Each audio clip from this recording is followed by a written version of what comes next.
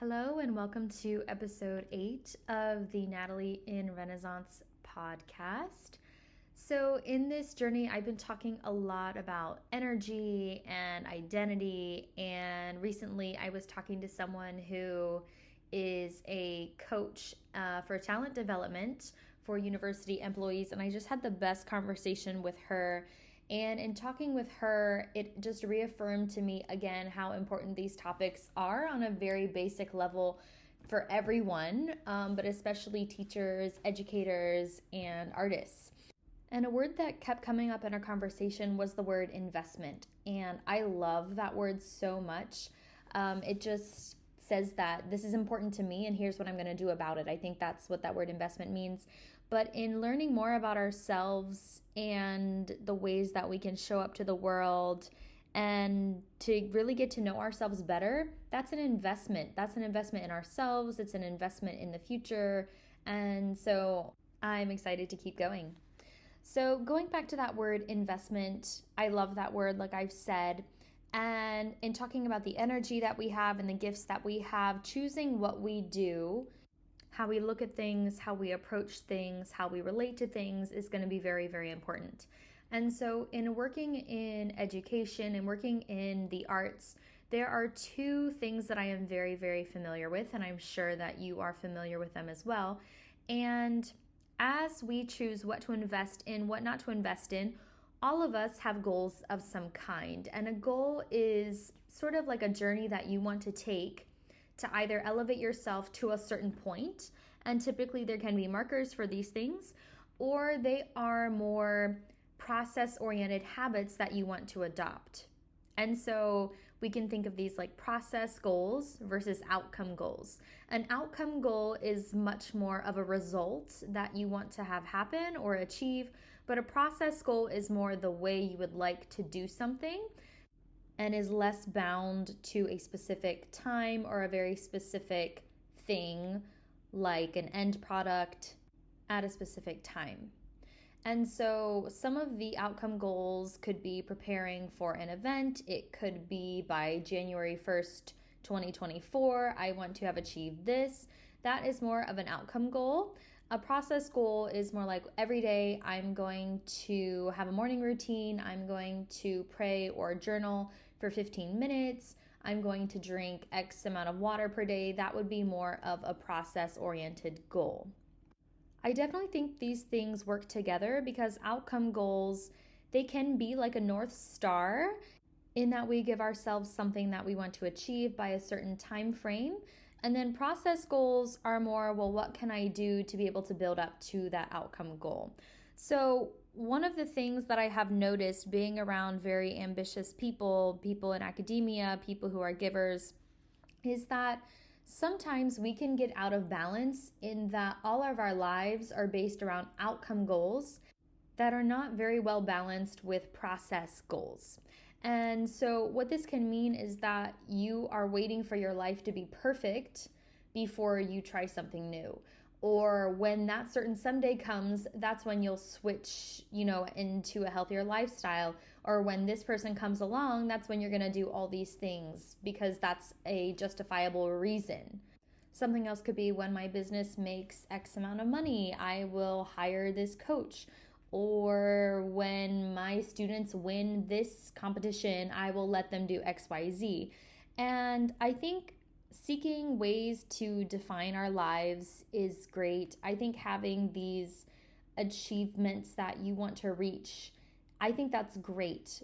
But I think we have to be careful here about, again, the term balance, because if your life is only driven by outcome goals, the total effect can be very suffocating, especially if that's where you derive a lot of your identity from. And that's just because there's so much that you can't control. I think of competitions or grants or awards or promotions. These things, they have so much to do with the outside world, and it's not up to our control, and there's so much that we can't control. And I know at least one thing that I have been thinking about is, as a teacher, when I give my students opportunities to showcase what they know.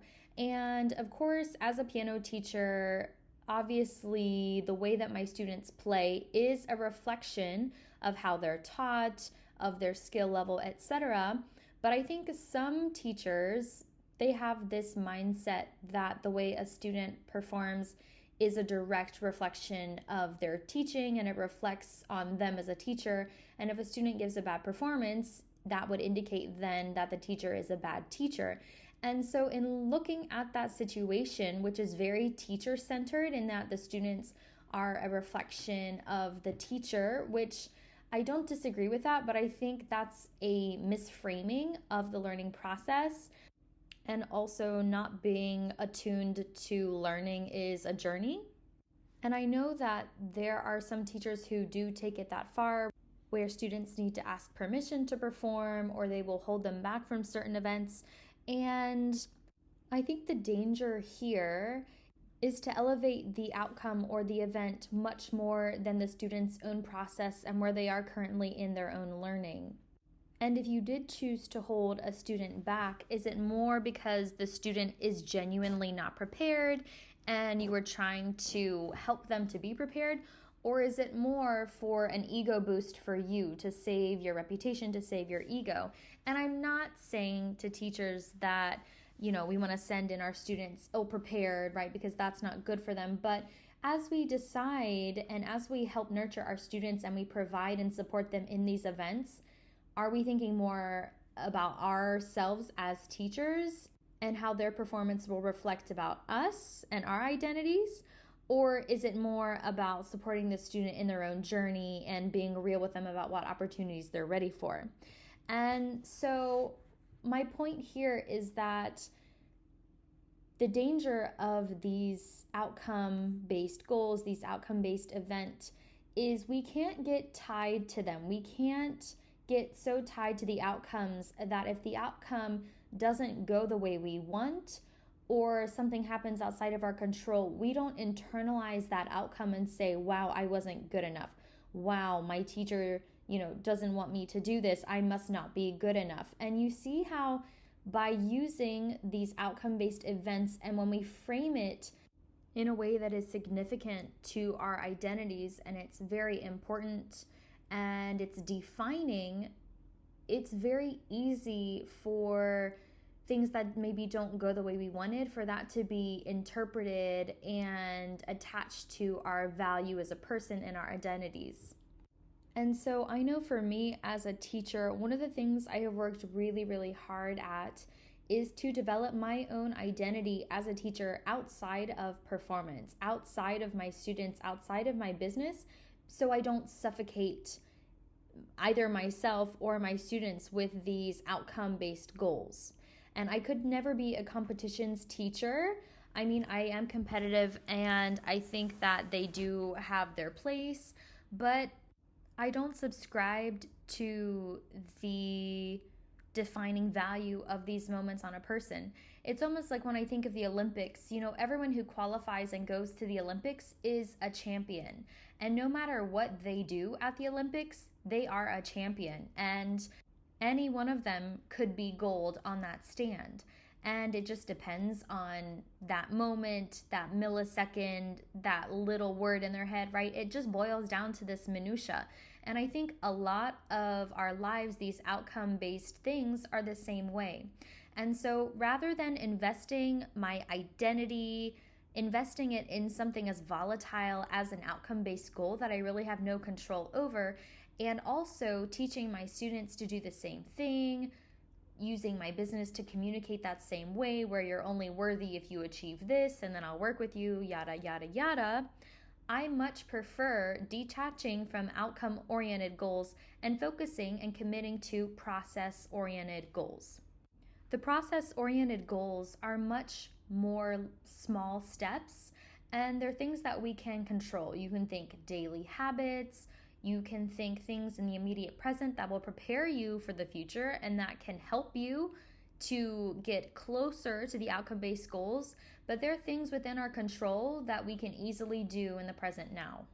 And what I love about everything that has to do with achievement, with skill, is that learning a skill is being in construction mode. And what does that mean? It's, well, you start from somewhere where you really know nothing.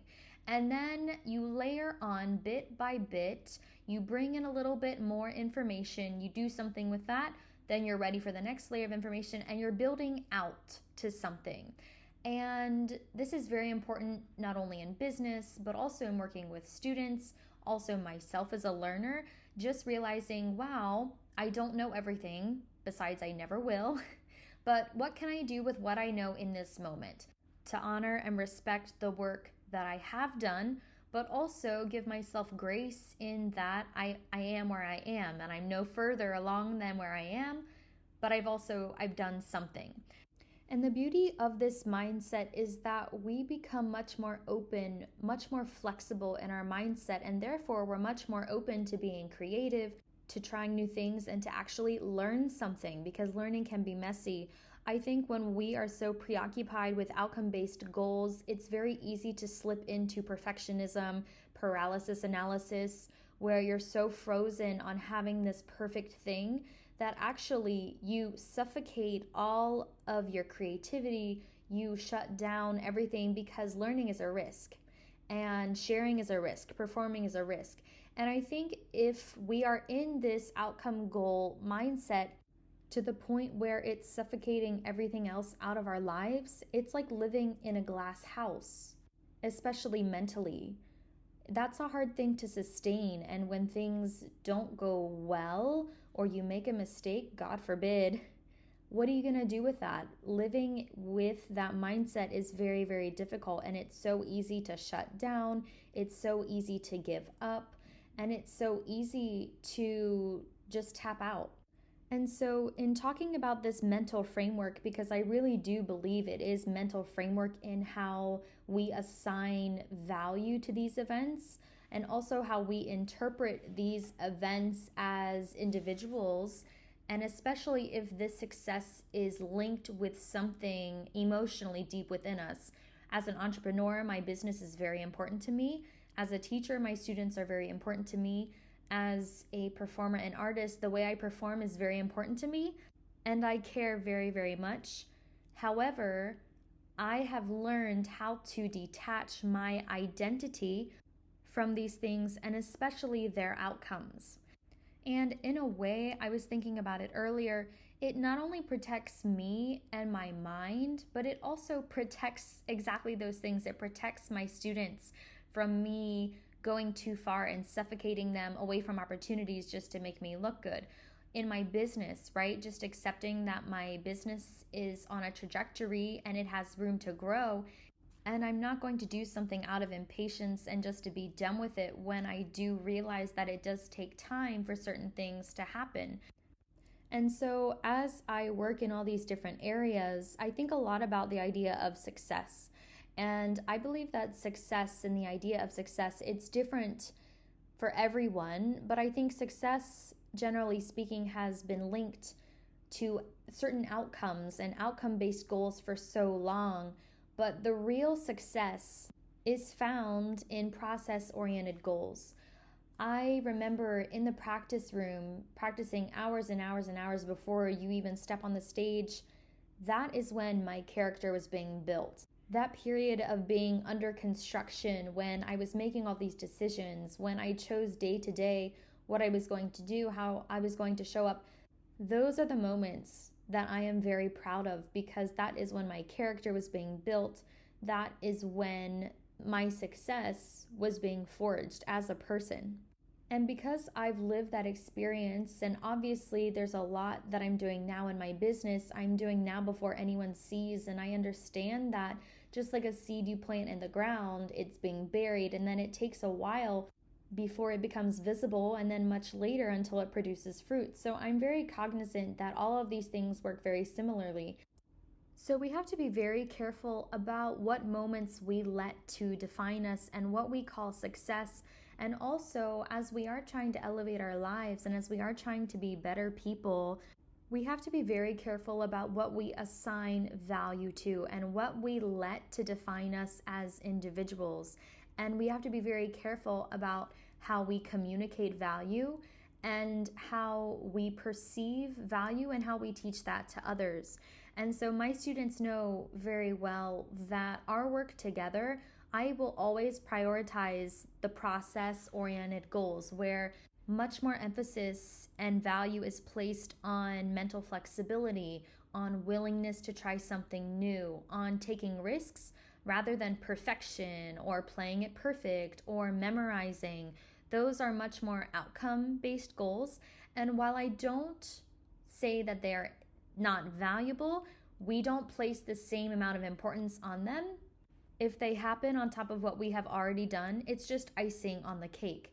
And that also goes for events that we host, like recitals. We always do a fun themed recital, and I always tell people it's about sharing what you've already done. And again, I know as a performer, there's so much you can't control. And so just focusing on what you can and the sharing of it and the story and the message, where we're not focusing on perfect notes or how you sound, all of that, it makes it much more enjoyable because we can detach and actually enjoy whatever happens, really. And so going back to the idea of success and process goals versus outcome goals, they need to be in balance. Again, having something in the future as a North Star to guide you, there's nothing wrong with it, but breaking it down into, okay, what is the process goal here? What is the daily small step that I can take and fulfill and feel like I had a small win today? That's where we want to focus, because again, everything that we want to work towards, everything that we want to build, maybe it's a business, maybe it's an offer, maybe it's a language you want to master, maybe it's a song you want to learn, accepting that you're going to be in construction mode and it's time to plant those seeds. And the day you plant the seed is not the day that you eat the fruit. And just being committed to those daily little wins and making those happen, and just trusting the process that every day in building, in investing in those small steps that you have control over, it will actually put you in a much better position to not only be prepared for whatever your North Star is, but also be in a position to receive it, where you're not just focused on the outcome and the result, but focusing on who you're becoming in that moment and building character. You're really elevating yourself from the inside out rather from the outside in. So just to recap, in thinking about our lives, things that we would like to have happen, rather than becoming attached to these outcomes, these end results, let's instead decide to invest our energy into the process of the things that are at hand, the little things that we can grow and build to refine our mental mindsets when it comes to success, honoring ourselves, honoring our daily practices, honoring the foundational layers of life and learning. That's going to be the building blocks of a life full of satisfaction, well-being, and meaning. Thank you for listening today. Please leave a review. Please leave a rating. Follow me on Instagram if you don't already, at Natalie inRenaissance. Have a wonderful day.